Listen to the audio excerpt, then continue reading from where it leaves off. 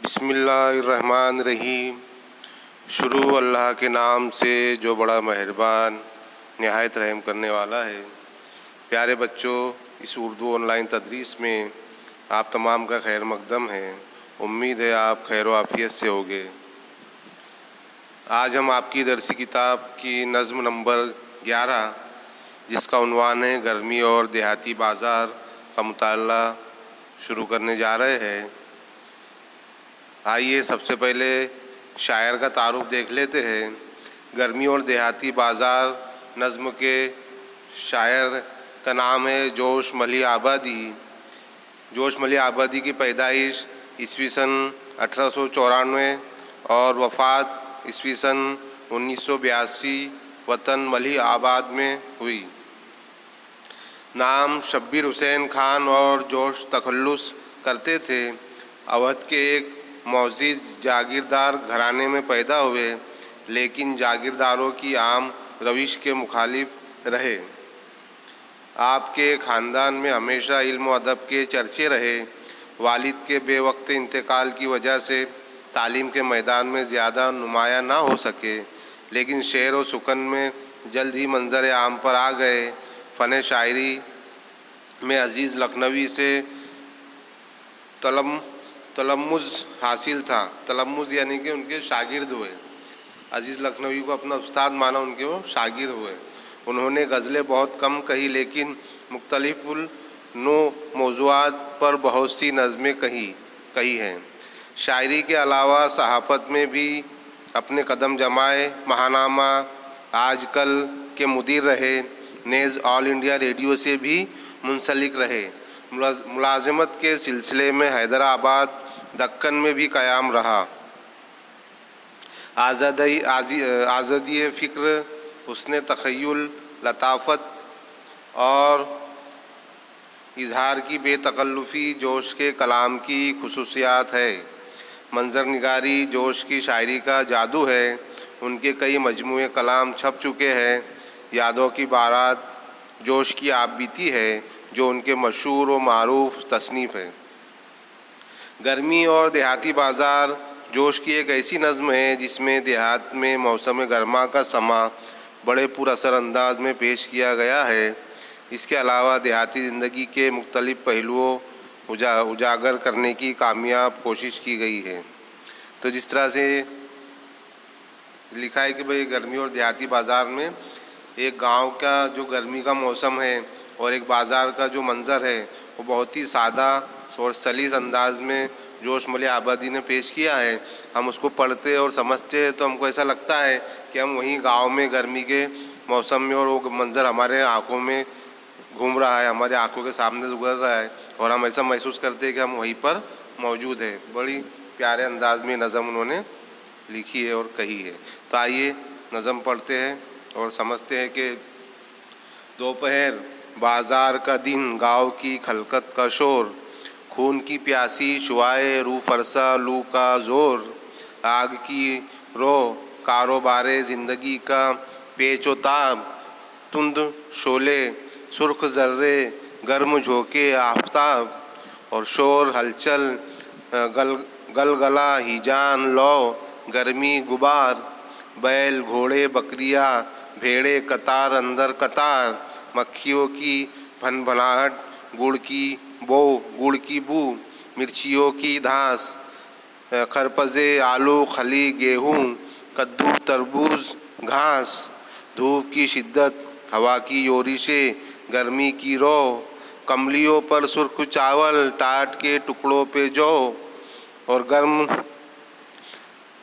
गर्म ज़र्रों के शदाइद झक्कड़ों की सख्तियाँ, और झक्कड़ों में खांसते बूढ़ों की चिल्मों का धुआं, मर्द व ज़न गर्दिश में चीलों की सदा सुनते हुए, और चिलचिलाती धूप की राह में चने भुनते हुए, मियान से मौसम की तेग बेअमा निकली हुई, और प्यास से इंसा व हवा की ज़ुबान निकली हुई, आसमां पर अबर के भटके हुए टुकड़ों का रम, और नशे में मुमसिक का जैसे वादा जो दो करम, और हर रविश पर चिड़चिड़ापन हर सदा में बेरुखी, हर जगह फकता हुआ हर खोपड़ी पकती हुई, और सर पे काफिर धूप जैसे रूह पर अक्स गुना, और तेज़ किरणें जैसे बूढ़े सूद ख्वारों की निगाह।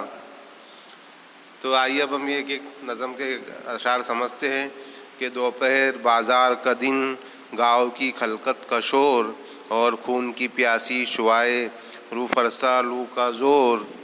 शायर कह रहे कि दोपहर का वक्त और बाज़ार, और जैसे कि गांव में हफ्ते में एक दिन बाज़ार भरता है अलग अलग दिन, तो उस दिन बाज़ार का दिन भी था, और दोपहर का वक्त और गांव की जो खलकत जो मखलूक थी वो बाज़ार में घूम रही थी और उसका शोर वहाँ पर दिख रहा था। और फिर गर्मी ऐसी कि खून की प्यासी शुआएं, जो सूरज की शुआएं किरणें थी वो ऐसी तेज़ कि खून की प्यासी शुआएं, और रूह फरसा के मायने होते रूह को तबाह करने वाली, है ना, रूह को तबाह करने वाली खौफनाक खतरनाक शुआएं का ज़ोर चल रहा है। फिर है दूसरा शेर है कि आग की रो कारोबारे ज़िंदगी का पेचोताब, तुंद शोले सुर्ख जर्रे गर्म झोंके आफ्ताब। तो आफ्ताब ऐसे आग बरसा रहा है कि बेचारे कारोबार करने वाले जो लोग हैं वो एकदम पेचोताब खा रहे हैं, एकदम ही परेशान हो गए हैं। तुंद शोले तेज़ शोले जो सूरज की किरणों के तेज़ शोले हवा के जो चल रहे हैं, और सुर्ख जर्रे, है ना, और गर्म झोंके और आफ्ताब यानी सूरज ऐसे गर्म झोंके और शोले तुंद तेज़ रोशनी तेज़ धूप बरसा रहा है। तीसरा है कि शोर हलचल गलगला हीजान लौ गर्मी गुबार, बैल घोड़े बकरियाँ भेड़े कतार अंदर कतार। तो बाज़ार के अंदर बैल है, घोड़े हैं, बकरियाँ हैं, भेड़ है, उनकी भी कतारें लगी हुई इंसानों के साथ साथ, और उनका जो शोर है हलचल है, और वो परेशानी और गर्मी का गुबार ऐसा है कि इंसान तो इंसान जानवर भी वो गर्मी से परेशान हो गए हैं। मक्खियों की भनभनाहट, गुड़ की बू, मिर्चियों की धांस, करपजे आलू खली गेहूँ कद्दू तरबूज घास। बाज़ार के अंदर गुड़ बिक रहा है तो गुड़ के आसपास मक्खियाँ भनभन कर रही है तो उनकी भनभनाहट। फिर लाल मिर्चियाँ बिक रही है तो मिर्चियों की धांस पूरे बाज़ार में।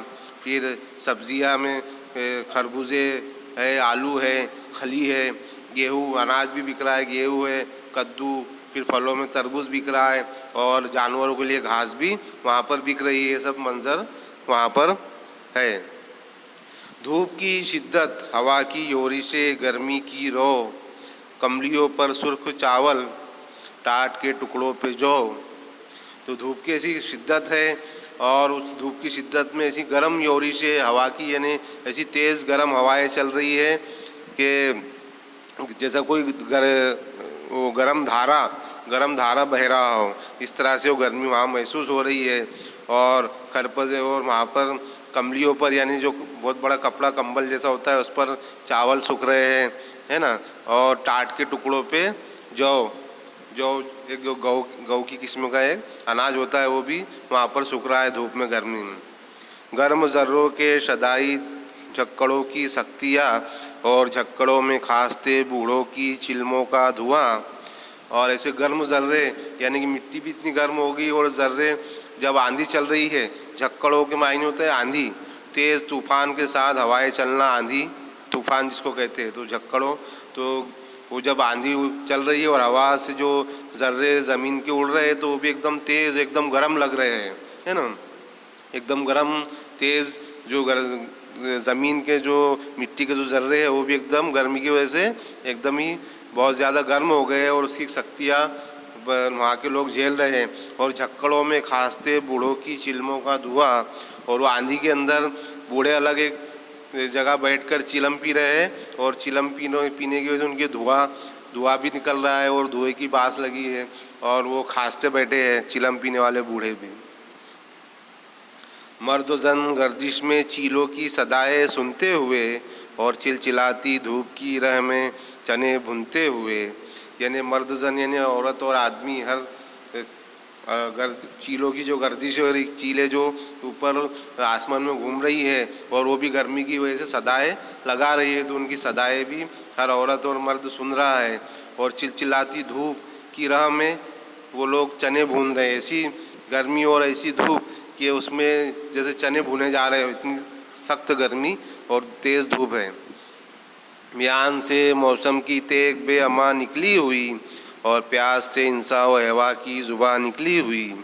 यानी म्यान से, यानी कि म्यान से ऐसी मौसम की तलवार निकली, तेग यानी तेग के मायने होते तलवार के, तो मौसम की ऐसी तेज़ तलवार निकली कि उस गर्मी के और उस सख्ती के आलम में हैवान यानी इंसान तो इंसान और जानवरों की सबकी ज़ुबान प्यास से एकदम निकली हुई। इतनी शदीद प्यास लोगों को लगी है गर्मी की में कि उनकी ज़ुबान बाहर निकल गई, ज़बान बाहर निकल रही है प्यास की वजह से। आसमां पर अब्र के भटके हुए टुकड़ों का रम और नशे में मुमसिक का जैसे वादा जो दो करम। तो फिर जैसे गर्मी में आसमान पर भी अब्र के थोड़े टुकड़े भटके, यानी टुकड़ों का जिसे हम कहेंगे कि बादल थोड़े उठकर आए हैं अब्र के, और वो ऊपर आसमान में भाग रहे, इधर से उधर बादल भी, अब्र के बादल भाग रहे। रम के मायने होते भागना। नशे में मुमसिक का जैसे वादा वजूदो करम, और मुमसिक के मायने होते कंजूस के, कंजूस बखील है ना, कोई चीज़ को रोकने वाला बखील। तो नशे में ऐसे चूर है कंजूस भी, और वादा वजूदो करम यानी कि इनाम का वादा, यानी जैसे उनको किसी ने इनाम का वादा कर रखा हो। हर रविश पर चिड़चिड़ापन, हर सदा में बेरुखी, हर जगह फकता हुआ, हर खोपड़ी पकती हुई। हर रविश, रविश के मायने होते हैं तौर तरीका या अंदाज। तो हर अंदाज में ऐसा लग रहा था, हर इंसान के अंदाज जैसे चिड़चिड़ापन हो गया था। और हर सदाएं बेरुखी, इतनी गर्मी थी कि लोगों की आवाज़ भी नहीं निकल रही थी। और हर जगह गर्मी से ऐसा लग रहा था कि हर इंसान की खोपड़ी पक रही हो।